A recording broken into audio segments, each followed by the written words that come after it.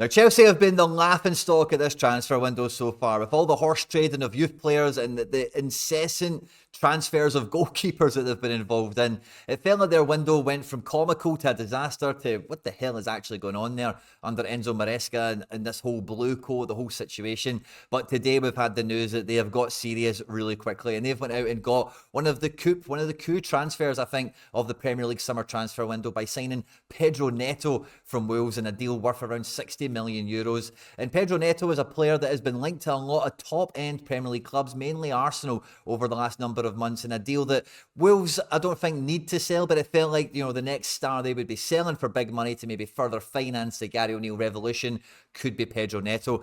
And this is a transfer that isn't totally obvious. Like, I don't really see exactly where Pedro Neto slips into this Chelsea squad with ease. But one thing it does do is it absolutely lifts the level on the squad that they've got here. It makes them a lot more dangerous coming into this season. In the video today, we're going to preview where Pedro Neto does try and fit in to this Chelsea squad, and really, how does the Chelsea team now look at this stage of the transfer window as they look to embark on an ambitious campaign that should try and get them back into the top 4, top 5, as well as having a bit of a European run that maybe can make some headlines and give the season a bit of sheen, a bit of glamour around it. At any point in the video, if you do laugh, you learn, you like something or whatever, please do like and subscribe to the channel for more content like this as we cover all the headline transfers throughout the European summer transfer window as we prepare for what could be the biggest season of European football ever. And get into the comment section on this one and let me know, Pedro Neto, is this a W? Is this an L? Did this move catch you by surprise? Is this exactly what Chelsea needed? I'll be excited to see what you guys say in the comment section down below. And yeah, let's just get stuck straight into it.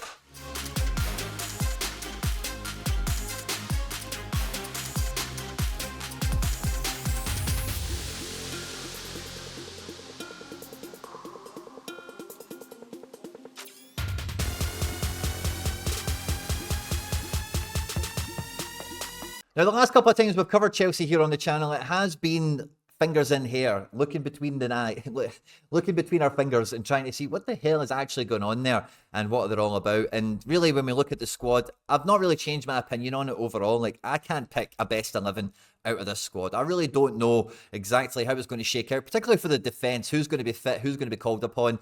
In the midfield, like, I would expect it to be Dewsbury Hall, Enzo and Caicedo, but they've been linked to Matt O'Reilly. They've still got Lavia, Cassidy, Ugochukwu, Andre. These guys have got big reputations around the game, so we might see a bit of rotation throughout all the competitions Chelsea will be in. But in the forward areas, this has been the section, even before the introduction of new signing Pedro Neto, that really, like, do they need any more reinforcements? With Gui coming in for Jackson, you think that's your number 1 and your number 2 striker.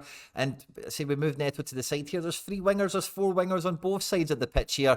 So I've got to admit, when this transfer went through, I was scratching my head, because Cole Palmer for me is almost certainly going to own the right wing, right forward playmaker position or whatever, if it is going to be this 4-3-3 kind of typical shape we expect to see from Maresca.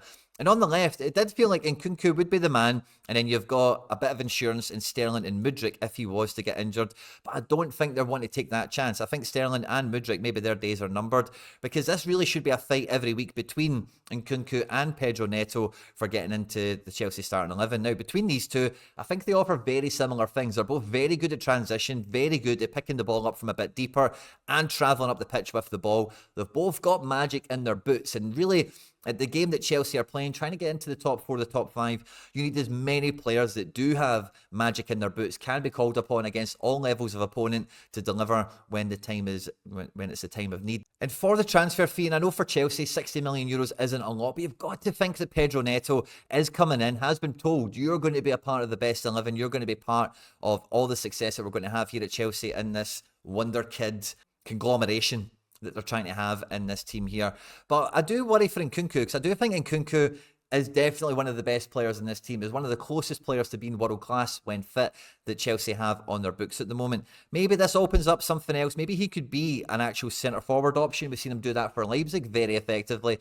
Maybe that's something to watch out for in this development, because Nkunku is a player that I think Chelsea have put a lot of time, effort and energy into, and I think does suit any style of football that Maresca is likely to bring to the party. And I find it unlikely that he would be bombed out by this transfer, or even at all, if he is fit and available. So maybe we get Nkunku being a bit more of the spearhead forward, because he does have more to his game than what Jackson does.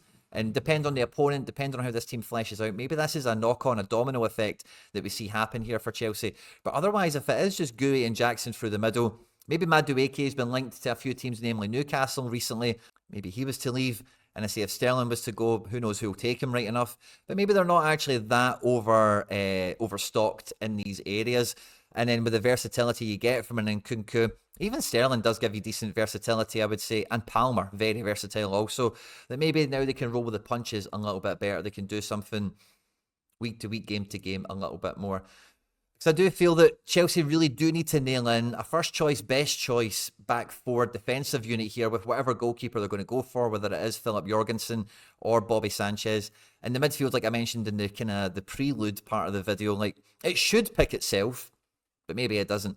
So then if you are going to be making 5 subs, 4 subs in a match, if you're going to be making 2 or 3 changes to a starting 11, maybe it is going to be in the attacking element, and maybe then you can really try and nail down a strength you want to have the team have in attack that can really expose the opposition's weakness. Because Pedro Neto, like I said before, like he does have some very distinct qualities, and the qualities that he has, he does have a bit of an injury record of his own, that must be noted at this stage. But the qualities he is a guy that starts. He's not an impact sub for me. I'm sure he could be that. I'm sure he could do a good job from the bench, don't get me wrong. But at Wolves are very good at staying deep, staying narrow, not giving away much space or much chances, but then find the key playmaker, find the space, and counter-attack and transition with a couple of key attackers to make sure that, you know, they can get the ball in the back of the net, they can create goal-scoring opportunities. And I think that's what you're buying Neto for, really. I think if any team, especially in the Premier League, that is bringing Neto in, is to do that quick transition in the Premier League that he's been doing for Wolves consistently over, you know, his Premier League career. So I do feel that him, alongside Dewsbury Hall, these feel like transfers that the manager wants for his best 11 to really upgrade and make a difference to the team. And with Jackson and Gouy, neither one of them really being the finished article for me. It does maybe open up Nkunku. It maybe opens up Palmer to be the false 9. Depends how you see this all shaking out with Madueke and whatever. But I think this, again, similar to a lot of Chelsea transfers, it maybe gives us more questions than answers, but I do feel that Pedro Neto brings a lot to this Chelsea team, that if they do have Cucurella in support, maybe he becomes an inverted fullback, and then you get Neto holding the width a bit purer.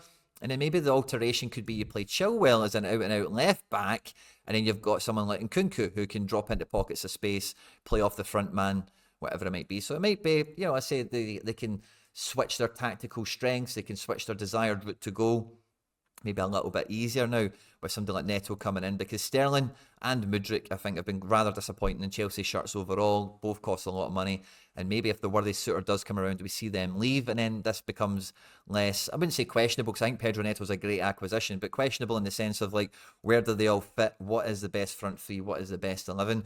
And really now looking at Chelsea, like, if they were to keep spending money, which it feels like they're going to keep doing, and loaning players out to Strasbourg, keep some guys in the squad or whatever, it is only really now a centre forward that they could potentially be looking at. So I think the rumours from Matt O'Reilly will probably dissipate ever so slightly unless they start selling midfielders or whatever, because with Conor Gallagher leaving, that felt like an obvious thing that had to happen for the balance of this midfield to be more settled. But there is a huge lack of quality now in the midfield behind, you know, there's no Gallagher now pushing the best three in midfield, so maybe there is another midfield move to happen, but I think there would have to be an outgoing or two to facilitate that, even if it is a loan back to Strasbourg or something like that for one or two of these guys. But yeah, huge move for Chelsea, and I think this really does keep them now in like, to get to the top end of the table, they need goals, they need guys for all occasions, and I think now that Chelsea really do want to keep themselves in the conversation for the European spots.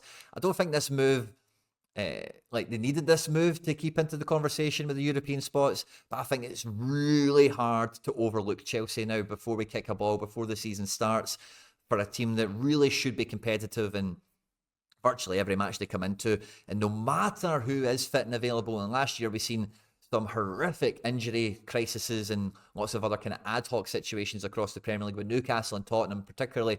Really, if anything force majeure out of its face like that happened to Chelsea, they probably will still have the weapons they need to call upon to roll through even the toughest of scenarios, to keep themselves at the top end of the Premier League table, to keep them going deep in cup competitions as well, and trying to get these guys more and more minutes. So it's a huge move for Chelsea, which I think does kind of removes a few of the jokes, removes a bit of the, what the hell are Chelsea doing? Because this is a serious move, a big transfer, And I think maybe it's a signal of intent for maybe the next couple of moves that we see Chelsea make, guys that will enhance the best 11, make the best team, the starting team, more competitive. And ultimately then for the guys that don't start, makes the options from the bench way more attractive, way more appealing. And they have that ability to actually change the game now. So very serious transfer from Chelsea. Huge get, huge coup. And I think we're going to see a fantastic version of Pedro Neto in this team here, because it is about pace. It's about being decisive. It's about taking the chances when it comes. And if Chelsea are going to be a bit leaner with this midfield, you know, nice and tight and narrow with whatever back four they have, then these guys are going to be given the space to get up the pitch and, you know, score the goals and make assists between the three of them, the four of them, if somebody can go in and support, whatever it might be. So, yeah, Chelsea getting a lot more serious now. Pedro Neto is not a player that Chelsea will be loaning out to Strasbourg or anything like that. So, yeah, pretty exciting as far as it goes for Chelsea. Big questions on what happens with Nkunku and that false forward position development perhaps as well. And hopefully by the next time we do a Chelsea video here on the channel, we'll be able to work out exactly what is the manager's definite best choice team. What's his first choice team? How is he actually going to be setting them up once everyone's back in the building and they get stuck into competitive football? It will be interesting to watch. I'm sure it won't be boring. And I'll be interested to catch the comment section on this one to see what you guys think, Chelsea fans or otherwise. Pedro Neto, is it a W? Is it an L? Is this a move that's going to make a difference? Or is this just another kind of wasted transfer, another big splurge of money on a guy that might not make the team, might not make an impact, might get injured, whatever it might be? On screen now is some other stuff that I've made that YouTube thinks you might enjoy. I hope you enjoyed this one, guys. Don't forget to hit the subscribe button for more content like this. Stay out of trouble, and I will catch you on the next one.